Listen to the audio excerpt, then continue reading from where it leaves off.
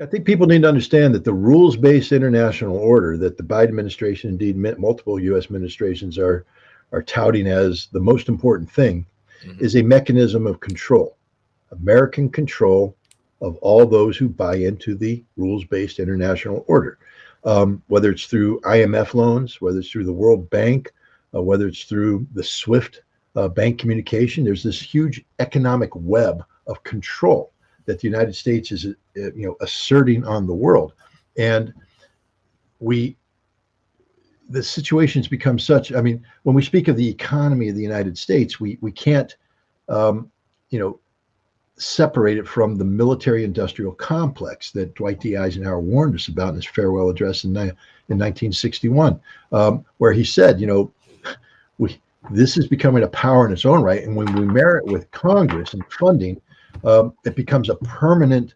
unelected reality that's going to dominate. Meaning that defense, because we are so dependent on defense spending, we need to have a continuous state of conflict in the world to justify the defense spending. So if you want to be an American ally and part of the international rules-based order, what you're buying into is being a tool of America to create continuous conflict. And our genius is that we don't suffer from these conflicts. Look at Ukraine. America's not suffering. In fact, everything's coming up roses for us economically. We've taken over Germany's economy. We've destroyed that. We're crushing the European economy. We're making them buy our liquid natural gas, so we're making record profits. We're stripping factories away, jobs away. We're the benefit. So we are literally the colonial master of a colonized world that has to bow to us and continue to support us. And hopefully people will wake up. This is why Russia and China say that they reject the rules-based international order in its totality. They want the law-based international order. And that's the last thing we want, because we break the law every single day. We have no legal right in the framework of international law to sanction anybody because they touch the SWIFT system. That's an illegal unilateral action by the United States based upon the dominance of the dollar globally and its status as a reserve currency. We've taken the world's economy hostage by the petrodollar, by the reserve currency. Well, people are basically starting to say we don't want to be hostages anymore, and it's starting to unravel. But the rules-based international order is it's literally it's a violation of international law. It's the personification of illegality, and yet that's how the United States chooses to promote its interaction with the world today. Yeah, well, to them it's normal, right? To them, the whole world is just, as Joseph Borrell, I believe, said from the EU. He said the world is a jungle and Europe is a garden, right? And the garden has to keep the jungle in check. And it's an insane mindset. It's something you'd hear from, it's something you'd hear from Hitler, or it's something you'd hear from King Leopold from Belgium. It's an insane mindset. I can't believe it still exists within, I mean, that's up there with Marie Antoinette, let them eat cake. Yes. Okay, well, guess what? There goes your head. And I'm not promoting violence, but hey, Burrell, you're not a good guy. No. You're not, and you're not even that smart. Nobody's sitting there. None of them are. No, none of them are. But that's the point. You see, the United States doesn't want smart people to rise into leader. If you take a look, you brought it up earlier. Emmanuel Macron, really? Justin Trudeau, huh? Yeah. Schultz, what? We can go on and on. None of them are the best and brightest from their respective countries, but they rise up through the system that is defined by the rules-based international order. The rules-based international order isn't designed to promote intelligent, independent thinking leaders. It's designed to promote minions. And that's what you get. You get minions whose sole purpose isn't to help their people, but to ensure that what they do conforms with the rules-based international order for the sole benefit of the United States. And I think it's important to point out that rules-based international order is set and carried out for, that's not just the United States government. It's carried out for the corporations. What do you agree? The big major oil companies, the military-industrial complex, pharmaceuticals. The deep state. The deep state, exactly, right. Not allowed to say that because that's conspiracy, but right. It exists. Yeah, of course it exists. I can't think of a single Western leader that I respect. Can you? Is there a single one? No, and they all pale in comparison. Again, I get accused of, back when we were going to war with Iraq, The first I time? viewed Saddam Hussein was as one of the few rational voices. He was somebody that could actually think rationally. Nobody talks about how he got in the situation that he was. I mean, start with the premise that Iraq was a fake state, cobbled together by Western leaders who drew arbitrary lines on a map in post-Ottoman empire in an effort to take a Hashemite king and give him an Arab territory. But they weren't thinking. It was like, oh look, Kurds. Oh look, Shia, and we're going to take a Sunni tribal minority and empower them. It was a fake state that was designed to fall apart on its own volition, and yet Saddam Hussein came in and said, "I'm going to try and make it a real state." Yeah. And he was working in that direction. I'm not sitting here saying the Ba'athist ideology is wonderful. It's not. But for Iraq, it was probably the only way that you could begin to unite this nation. And he lived in a very difficult region. Iran was bullying him with the United States' permission. The Kurds were rising up with the CIA's permission. So there was just issues all over the place. He did what he did, but he's not perfect. But this was literally the only person that understood the issues and could think through rationally how to avoid the conflict the United States ended getting itself into. But you can't say that. You can't speak realistically about Saddam Hussein. He was the personification of evil, the most evil man in the world, the modern day equivalent of Adolf Hitler, according to George H.W. Bush. Now we look at Vladimir Putin. He's literally the savior of Russia.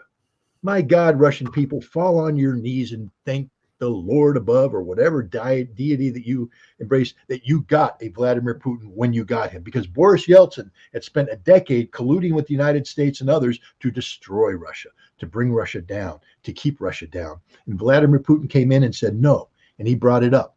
Are his tactics perfect? I don't know. They worked. And Russia is a thriving state today with a lot of freedoms and values that we ignore in the West. One of the great freedoms is the freedom of life, liberty, and the pursuit of happiness. Where have we heard that one before? In Russia today, you don't have the same homeless problem you have. Russian workers get a decent salary. They have guaranteed, homes. It's a constitutional right to have a home. Walk through Moscow. It's clean. There's not violent crime breaking out all over the place. It's not perfect, but it's pretty darn good. Yes. And the Russians have him to thank, and they have him to thank for, making Russia operate within the limits of what Russia should be. He's not seeking to be a global superpower. He's simply saying that Russia is a power, a great power, and deserves to sit at the table with other great powers so they can figure out how to make the world a better place to live for all people. But we don't want to hear that, because the second you do that, you compare and contrast him with the Western leaders. They shouldn't even be shining his shoes, let alone coming into the same room with him and treating him as an equal. The United States, the office of the presidency it's a big deal. It's a big deal. So the office of the presidency should always be treated with respect and even some deference by global leaders. But we've put occupants into the office of the presidency that disgrace it, that embarrass it, that humiliate it. And it's losing its, how can you treat the office of the presidency seriously with Joe Biden in there right now?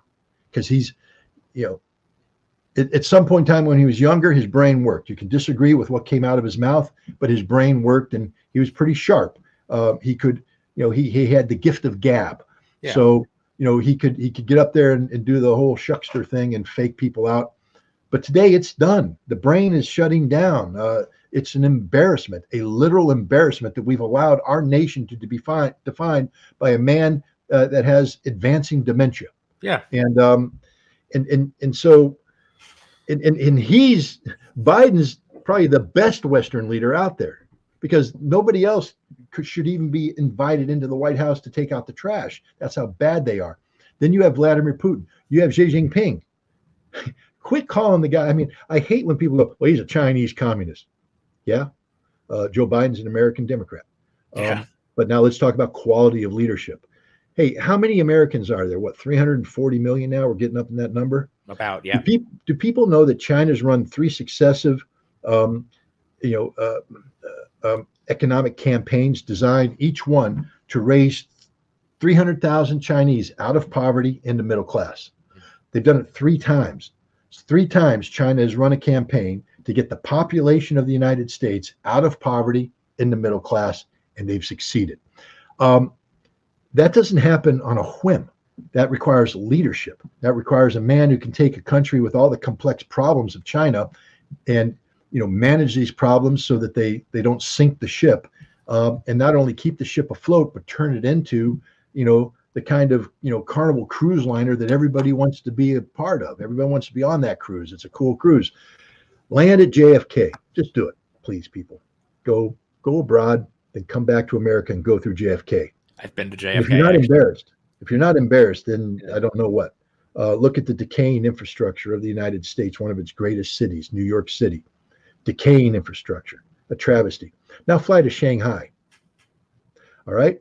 Look at the airport you land in, and then get on a train, a high-speed train. There's lots of them in China, and travel around. And you're sitting there going, my God, not only is it high-quality infrastructure, but it works. Trains are on time. Everything's clean. I'm not saying China's perfect. It's not. But let's stop denigrating it and downplaying it because they're communists. They're doing a very good job in dealing with the cards that they have been dealt. And China today is a global superpower that surpasses our influence and our impact on the world on many different levels, to include the economy. Biden was leading the Build Back Better World plan. That's the thing he was trying to sell to the G7 last summer. And the big thing there is that they had to challenge the Chinese and their Belts and Roads initiative. Okay, how are you going to do that? $600 billion. Now it's not all American money.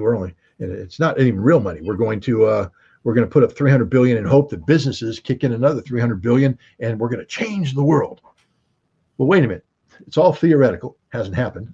And you're going up against the Chinese, who, in the course of the past decade, have invested between $7 and $10 trillion in global infrastructure development. You are so far behind. This is like entering a marathon, and your opponent is at is just crossed the 20th mile, literally on the down slope to win the race. And we're going to start the marathon now and actually think we're going to catch up and beat them. Right. Ain't going to happen, guys. The Chinese are so far ahead of us in terms of their imprint on the global economy and their control of global supply chains. And this is something America should focus on. One of the reasons why we're losing the Russian campaign against Russia is that we fundamentally we had no understanding of the Russian economy and the role that energy security plays in the Russian economy. We denigrated. I mean, again, Americans are great with one-liners. Russia's nothing more than a gas station disguised as a nation. How many times do you hear that? Over and over again. Oh, they got energy. You take that away, they got nothing. Okay, well, try and take it away. You can't. Why? Because Russians know energy better than we do. And Russia knows the global energy markets better than we do. And Russia also, being a major energy producer, can make alliances with other major energy producers who are saying, hey, if we let them get away with constraining Russia's economy by attacking the energy sector, what happens when they get mad at us? And so Russia has outplayed the United States. We put the most stringent economic sanctions package in the world on Russia, designed to cripple their economy. Even the Russian leadership was saying that they thought that they were going to have 20 to 25% contraction of their economy. It contracted. I think the number ended up being around 2.2%, and next year it's actually going to grow. And think about that. What I'm saying, a nation that has been hit with the most stringent economic sanctions in the world by the world's largest economic powers, that's at war, in a very expensive war, having its energy curtailed, is going to grow. Their economy is going to grow next year. And that's amazing. People have said that Russia is going to have funding problems. Really? I don't know. Maybe you should study the Russian economy, because, again, with all this war, with all these competing requirements on the budget, the war, sanctions, the whole thing, why did Russia run a surplus? a surplus. I mean, in America, when we go to war, we are running massive deficits. Anytime we do something major, massive deficit. Um, we don't know how to run a surplus anymore. Russia, with all of the issues that came in, ran a $38 billion surplus last year, and that surplus will probably grow even more. Um, we don't understand Russia, therefore, we can't control Russia, we can't contain Russia. And I would say we don't understand China as well. We need to understand that as bad as we got the Russian energy security equation, we will fail on the global supply chain equation. You want to destroy the American economy? Try to go to war with China and then say, we're going to sanction you. That is going to backfire so poorly because we are totally dependent upon a Chinese dominated global supply chain. And they will shut this thing down. And the other thing is by advertising what we're going to do, because that's the arrogance of the United States.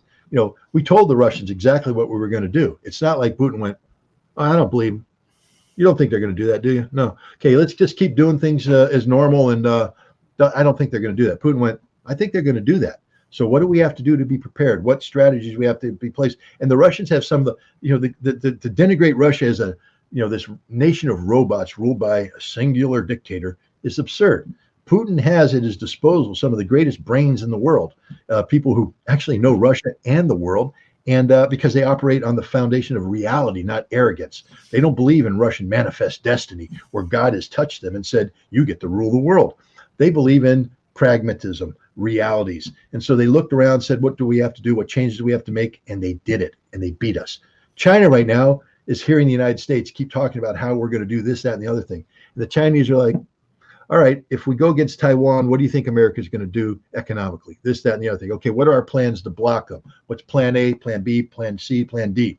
They've got all the options figured out. So when it happens, they will be able to not only initiate an effective economic counterattack, but they will have the ability to adapt as we try to adapt. And at the end of the day, America will lose because we're not that good anymore, guys. We are literally not that good. We're big, and we have a lot of momentum carrying, you know, with us from the past, but we're not that good. And the world is just sidestepping the momentum, and it's going to be game, set, match world against us if we're not careful. But in order to be careful, we have to have leaders that are willing to accept the reality of our present situation. But we don't. We have leaders that are addicted to 3 words. You ready?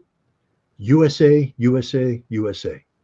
These are political leaders that love to hear this nonsense, love to have their crowds chanting this, but those are empty words. What is USA? What is the United States of America anymore? What do we stand for? And now we're getting, you know, my standard thing. It's about the Constitution, baby. That's all we are. The thing that unites us all is a document, a singular document, the Constitution of the United States, and the principles, values that are enshrined in that document. And I will challenge your listeners right now. You probably have an intelligent group of listeners, but take a test on the Constitution and tell me if you're going to pass it. What test do you say, Scott? Why don't you take the test that every immigrant who comes to the United States who wants to be an American citizen has to take? Just a basic, straight up test of the Constitution. They have to get it all right. 100%. And a lot of them do. Imagine if every year you had to recertify to be an American. Oh, time to come in. It's like, you know, getting your vehicle inspected. We're going to get your citizenship inspected today. Oh, okay. Here's your 10 questions on the Constitution. Scott, you only got 2 of them right. You've lost your citizenship. Wouldn't that be a challenge where Americans had to know the Constitution to maintain their citizenship? But we, of course, are born in the country. The Constitution says we are citizens, and therefore we're allowed to be ignorant. Okay. I mean, I guess ignorance is a constitutional right.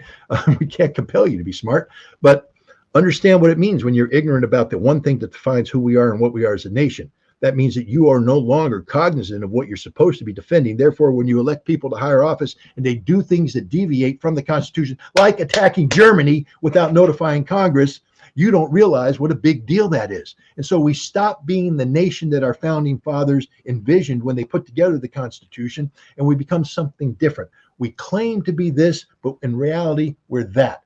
And that's where we are today, ladies and gentlemen. Our country is adrift away from the values we claim to have embraced, and we're becoming that which we should condemn.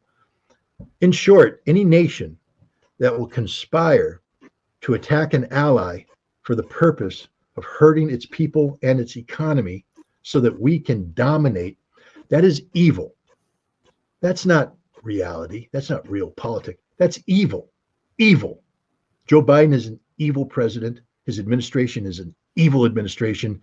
And this country, because we are doing nothing about it, is an evil nation. That means that we are all evil people. We are citizens who deserve the world's disdain, even hatred, because we're the worst thing that's happened to the world right now. We are the problem. We aren't the solution. I completely agree. I don't think it's the people of the United States that are evil. I think most of the people of the United States, they go to work, they make just enough money to live their lives. They don't have time to get educated on these topics. So I don't think they're the ones that are evil. Good Americans, like good Germans, I don't buy into it. I'm sorry. I condemn the German people for allowing Adolf Hitler's rise. Yeah. They could have done more. I know life is tough, especially in Weimar Republic. Their economic problems make what we suffer today, and many Americans suffer, pale in comparison. Yeah. But no, there's no such thing as a good German. All Germans, except the ones that actually went out there and did something, got arrested, put in concentration camps, and were executed. The Germans who simply did their job, got up in the morning, went to work, came home, kissed their wives, raised their children, and all that, they were the problem, because they were the ones who should have stopped Adolf Hitler.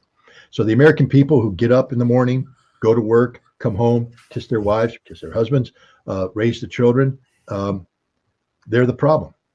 Because in a nation that begins the preamble, we the people of the United States, what does that mean? We the people of the United States. So let's own that statement, which means we the people of the United States are responsible for everything that happens in this country. And it's not good citizenship to say it's too hard. Good citizenship is meant to be hard. It's not meant to be easy. And if you choose the easy way out, you are facilitating evil. You are literally conspiring with evil, and that makes you evil. So yeah, I know what you're saying, Bradley. My heart goes out to my fellow Americans too, but I'm not giving anybody a pass anymore. None, zero, no passes. I understand. I think that the American people, they're so propagandized. You know, they get on TikTok, they get on Instagram, they get on social media, they turn on the TV, and everything they see, it's, oh, Russia is horrible, China is horrible, North Korea wants to kill you, they all want to kill you, and we're the only people that can save you. So, you know, if that's all they're seeing, you know, what do you expect them to think? You know what I mean? And I get what you're saying. They need to branch out. They need to educate themselves. Well, let's look at it this way. You've got behind you Kansas City Chief thing. So you're a fan. Yes. I mean, did you know about Patrick Mahomes? Did you know his statistics? Could you sit there and talk about how good a quarterback he was on the 3rd and something situation? How did you know that? I mean, I'm not blaming you, but did you play fantasy football? Were you in a fantasy football league? All right. And any Americans in a fantasy football league, I guarantee you spend hours a week going through statistics to make sure that you pick the right players for your team. Because it's all about performance, and that performance is based on actuarial tables that you modify because you are a concerned fan, you are engaged, you are committed to winning fantasy football. And I'm not condemning people who do that. I'm just pointing out that you are willing to put a hell of a lot of effort into fantasy football and then say, I don't have time to understand about this whole world stuff. No. You opted out of reality, and opted into fantasy. And that's my whole thing. I mean, if literally you wake up in the morning, look, I'm going to be the first one to admit this is hard. Look, Bradley, and I know you're smart. Just on your questions alone, I know you spend time studying this, so I'm not picking on you. It's okay to, do fantasy football. I read books for fun sometimes because I need to get the hell away from all this other crap. My kids turned me on to World of Warcraft. I don't play it much anymore, but sometimes if I got an hour or two, I'll go in there and disappear into that stupid game because you need to unplug from the insanity, from the madness. I wake up in the morning and I go to bed at night, and all I do is this: study this stuff, talk about it, write about it. And it's a full-time job, and it's more than a full-time job because I'm putting in hours that would just blind people. And I still get it wrong. It's still hard for me. So I'm not sitting here saying this is going to be easy. It's not going to be easy, But when we're talking about our nation, if we're talking about the direction our nation is heading, then we need to reprioritize. And that's the thing about a team. Let's say that that Scott Ritter had a team, and I do. I have a team that helps me. I do podcasts, and I'm helped by the fact that I have a good friend, Jeff Norman, who actually takes over the technical stuff, because there wouldn't be a podcast without him. Otherwise, you'd have some old idiot sitting there staring into a camera trying to figure out how to log into Zoom. So I get that help. I have editors who help me publish things. So there is a team. But if I had an even bigger team, let's say I was Fareed Zakaria with all his CNN staff, my life would become simple, because I could then delegate things. I could have people read things for me and do up little synopsis and come to me and all this stuff. And I could bring this under control. Americans need to start building teams. This is why community groups are good. Look, and we know how to do this. If you want to, we have a thing going on here in Bethlehem where we're trying to stop, development that's going to increase traffic on roads where our children play and where our animals are. And we just don't want, a 60% increase in vehicular traffic, because somebody's going to get hit by a car, somebody's going to get killed, and the quality of life diminishes. But if you're one person trying to fight that, you can't. But you come together as a citizen action group, and you spread load, you get people doing different things, you coordinate with one another. And next thing you know, you're starting to have a meaningful impact. You can do that with other things. But we have to organize as concerned citizens. And that's where I think people think this is too hard, so they unplug. And it's very easy to unplug in America, because the system is designed to dumb you down. The system's designed to put you in front of a TV set with a remote that allows you to do anything you want to do in front of the TV set. The system's designed to put you in front of a computer or in front of a smartphone and just have you scroll all day. And that's the system's designed to dumb you down. Yeah. And why? Because the system doesn't want you to be a good citizen. The greatest threat to present day America is the concerned citizen, the intelligent citizen, the informed citizen, the activist citizen. That's the greatest threat to the establishment, but it's the only thing that'll save this country. Yeah, you're completely correct. And that's why people like you, I don't know if you're familiar with Caleb Maupin, but he's a journalist, and he's also on that same list as that you were put on. And that they push people like you down. They cancel you. They call you racist. They call you, they talk about your past legal troubles and try to use that. They try to use water off a duck's back now, man. I mean, I've had to learn to stop getting angry about it, because then all you do is spend your whole life, furious. Yeah, man, and that's what they want to do. They want to make you angry. But you talk about the system, the TV, the media. It's not just that. Look at the food that we feed people in the United States. It's full of sugar. It's full of all these terrible seed oils. I mean, that we know that these things hurt your brain. We know that it causes ADHD, and we know that it causes all of those things. So they're trying to keep us down on every level. I wanted to go back to a little bit ago. You mentioned Saddam Hussein and whatnot, and Saddam obviously was not a amazing human being. He wasn't the best guy, but like you were saying, living standards in Iraq or Iraq were increasing when Saddam Hussein was in charge. Their currency was increasing. The livelihood of the Iraqi people was going up, and the U.S. just couldn't have that. And George W. Bush, I actually met George W. Bush when I was like 5 years old. I don't really remember it. He went to some event that I was at. I think I shook his hand, And later on, I was 5, but later on in like 2008, I remember I always watched military documentaries, especially World War II. So I'd watch the military channel. And in 2008, it was McCain and Obama running against each other. And my dad voted for John McCain. So I was like all bought in on John McCain, trying to go for John McCain. And it's just funny to think that back then I knew nothing. I was 8 years old or whatever. And, but, I've really come a long way from, thinking I like John McCain to, realize, John McCain is a criminal of the highest degree. You know what I mean? My question to you, Bradley, is, have you washed that hand yet? What do you mean? The one that shook George W. Bush? Oh, yes. You watched it, or is it, Many times. At the time, I thought it was very cool. I thought, oh my God, I just shook the president's hand. Why Helping. not? It's the president of the United States. Yeah. It's the office of the presidency. It's supposed to be held in high regard. Yeah. So who wouldn't want to shake the president's hand? Mm-hmm. Yeah. Well, today, me. Yeah. Shake my hand. I don't think I could be around Biden and not be and be friendly to him. I wanted to talk about the tanks that recently got sent to Ukraine. I know that's a bit of old news. Many of them won't even be, at least the Abrams tanks won't even be there for a year. And I've heard you make the point that every tank you send to Ukraine, you're just killing 4 more Ukrainians. You're guaranteeing the deaths of 4 more Ukrainians. And, I think that's exactly right.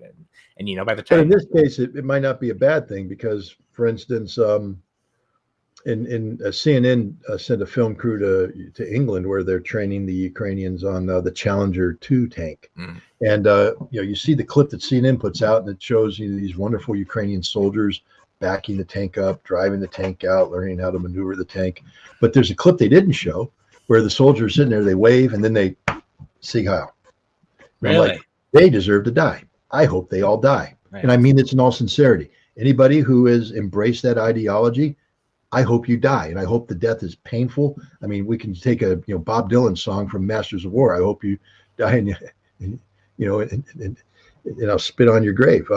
In Germany, they had to put up a letter, a notice in the barracks where the Ukrainian soldiers are being trained on the Leopard 2, and it basically said to our Ukrainian guests, please don't put iron crosses and Nazi symbols on the tanks while you're in Germany. You can do that when you get back to Ukraine, but don't do it here because it runs afoul of the law. Right.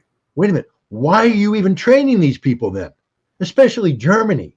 For God's sakes, you know who these people are. You know what they are. You know that they're going to bars at night and they're singing the Bandera song. Bandera is our father, Ukraine is our mother, whatever they want to say. These are evil people. And again, I hope that they die because Nazis just don't deserve to live, especially Nazis that are being empowered with Western weaponry. No, I agree with you. I mean, the people that are being forcibly conscripted in Ukraine, the regular people that are being forced on the street. I don't feel that way about them. I feel very bad for them, and I wish that wasn't happening. But even Ukrainians who aren't Nazis but are fighting for Ukraine. Yeah. I mean, I feel sorry for them too, because as I said, the Ukrainian military has some of the finest soldiers in the world in it. Mm. These are guys who have proven themselves on the battlefield. Well, they're trained by the U.S., so I'd hope so. Yeah, but the heart is Ukrainian. Yeah. And and I've said this, and I'll say now, let's say the war stopped right now. Stopped. And the Ukrainian military collected itself, pivoted west, and marched. They would roll through Poland like a hot knife through butter because Poland can't fight. They would get to Germany, it would be no resistance because the Germans can't fight. There's not a Bundeswehr worthy of the name. They could move on to Paris because the French can't fight. France can't get 50 Leclerc tanks out of the barracks because they're all broken. That's why they only want to give 14, because they're literally giving away 30% of their tanks, their operational tanks, to Ukraine. The British, there's nothing. You can take the entire British military, put it in a soccer stadium, and have 30,000 unsold seats. So, we can, which tells you something, that if the Ukrainians are that good and the Russians are beating them, what's that say about the Russians? Yeah, of course. This is something that's bothered me for well over a year now. Is the U.S. media, the U.S. government, they try to act like Russia, some pushover country. What? You just had an entire Cold War against them. You're constantly worried about their military. You're constantly trying to counter them. Well, now the mistake was that for 20 years we stopped worrying about their military. And there's the fatal mistake. General, I think his name's Cavoli. He's the head of the U.S. European Command, the supreme commander of the European forces, spoke in Sweden last month. And he said, we ain't ready for this. We can't fight this. We cannot fight the war that's being fought in Ukraine right now. It's on a scope and scale that's mind-boggling, and we haven't prepared for it. Because for the last 20 years, the United States and NATO have been focused on Afghanistan, nation building Afghanistan. They've been focused on Iraq. They've been focused on expanding their presence in the Middle East and been going to the Pacific. But the last thing they've been focused on is preparing for a large-scale ground combat, a war in Europe against a Russian thing. They've denigrated it. I don't know how many times You hear, go back and look at the papers, look at the statements. NATO against a near peer opponent. A near peer opponent? You're talking about Russia? Yes, the Russians are near peer. Oh, no, no, no, dude. The Russians are peer. In fact, you're the near peer. The Russians are superior to you in almost every way, shape, and form. Why? Well, gosh, when the Russians bring a unit out of the barracks, they can bring most of their tanks with them because they maintain them. They work. Again, Germany, you want to send an armored battalion to Lithuania? Never a good idea, given the history, but they did it anyways, the battle group. They had to basically cannibalize all their brigades to get that one battalion up there. There's nothing left. Germany can't get anything out of the barracks right now. The French can't. The British have nothing. The Dutch, nothing. There's nothing in Europe right now. There is no army worthy of the name. And Cavoli acknowledged it. He basically said what they're doing, the intensity of that combat, we would all die within days. One, we don't have enough ammunition. If you're preparing for a war against Russia and you don't understand that the Russians really like artillery and that they're going to be pounding you with tens of thousands of rounds every day, and if you're only prepared to fire 600 rounds back, you're going to lose this equation because you're going to have to up your artillery expenditure, like the Ukrainians had to learn. Now the Ukrainians are firing 8,000 rounds a day, maybe 12. So they're upping their expenditure, but now you have to replenish that, but you haven't prepared for that. Your industry hasn't been producing that. You don't have enough ammunition. And Cavoli said, we're out of ammo. We got nothing. Stoltenberg had to admit, we're out of ammo. We got nothing. On February 14th, the Ukrainians showed up in Ramstein thinking they were going to get tanks and airplanes. And instead we're told, you're going to lose the war. Straight up, you're going to lose the war. And there's nothing we can do to help you. Now, that's not being said in the West, but listen to what we said to them. You're going to run out of ammunition this summer, and there's no ammunition left to give you. There's nothing we can do. You're going to run out of ammunition. Now, if you're fighting a war of this level and intensity, where artillery is one of the key factors of this war, and you're told you're going to run out of artillery ammunition this summer, what does that tell you? You're going to lose this war. And that's what the West has told Ukraine. You're going to lose this war. So now look what's happening. Suddenly people are starting to pull back on the tanks. The Germans, we ain't giving them all those tanks. We're only giving them some of these tanks. Other nations start going, no, we might keep our tanks. Airplanes, we're going to keep our airplanes. We don't have any airplanes to give you. All the promises are dissipating. Why? The war is lost.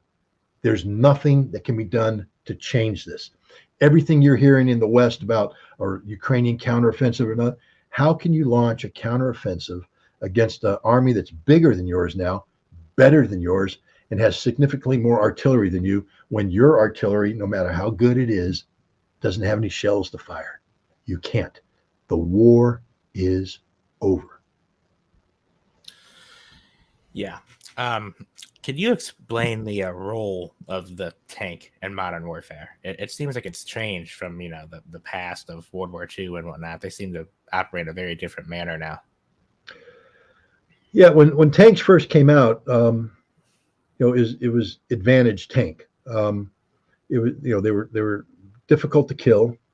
Generally, the best anti-tank weapon was another tank, and so you could have these giant battles of maneuver with the tanks playing a dominant role. As technology developed, we started to get these anti-tank missiles that were pretty good. But then you have a technology base. Can this warhead penetrate this armor, then make this armor better, boom, etc. Then tactics evolved, because now instead of the tanks going, hey, diddle straight up the middle, they have to be accompanied by infantry fighting vehicles that have the ability to suppress these other infantry units with anti-tank rounds. So the tank can focus on the tank, infantry's focus on the infantry. It changes the nature of battle. It actually makes it more complex. Combined arms fighting, you have to bring in artillery, and you have to do everything in a coordinated fashion. But